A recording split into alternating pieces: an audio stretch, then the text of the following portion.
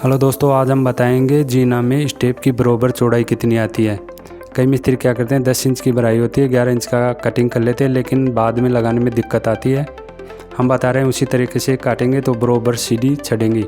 यह है राइजर और इसके पीछे देखो ये सीमेंट है, यानी सीमेंट जितनी जगह रख के फिर इसकी बाहर की फेस से मार्किंग कर लेनी चाहिए।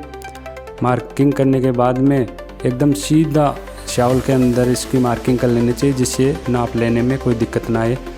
इसी प्रकार ऊपर की साइड में भी जैसे नीचे किया मार्किंग वैसे ही ऊपर भी कर लेना चाहिए।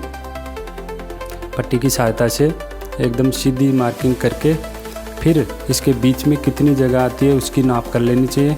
नाप करने के बाद में हमारे तो 141 के लगभग आई है, हाँ 141 इंच आई है हमारी तो। और फिर इस मार्किंग के बीच से राइजर टू राइजर कितने स्टेप हैं तो उसका भाग लगेगा। हमारे में 14 स्टेप हैं तो 14 का भाग लगेगा। 14 का भाग देने पे 10 इंच और कोई आधा सूत आया है। फिर ये बराबर नाप नहीं हुई अभी तो बाकी है, अभी आप बने रहिए वीडियो में, हम बता रहे हैं वैसे वैसे करते जाइए। इसकी बराबर नाप के लिए अब फिर आगे जैसे राइजर से कितना बाहर रखना चाहते हैं आप, यानी वो तो राइजर टू राइजर नाप आई है, उससे बाहर कितना रखना चाहते हैं, आधा इंच, पौन इंच, 1 इंच, पाव इंच, वो प्लस होएगा। जैसे ये राइजर खड़ा हो गया, ये राइजर की फेस है, बाहर की फेस। अब इससे टप्पा यानी कितना तो बाहर रखेंगे। ये तो राइजर हो गया, राइजर खड़ा हो गया।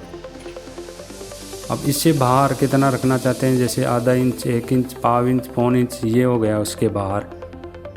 ये मोल्डिंग हो गई तो ये प्लस हो जाएगा। और ये है राइजर, दूसरा राइजर, तो इसके नीचे कितनी आएगी, आधा इंच, पौन इंच, ये प्लस। राइजर जैसे टाइल्स का रखेंगे या गिरनाइट का रखेंगे उसकी मोटाई के हिसाब से प्लस हो जाएगी।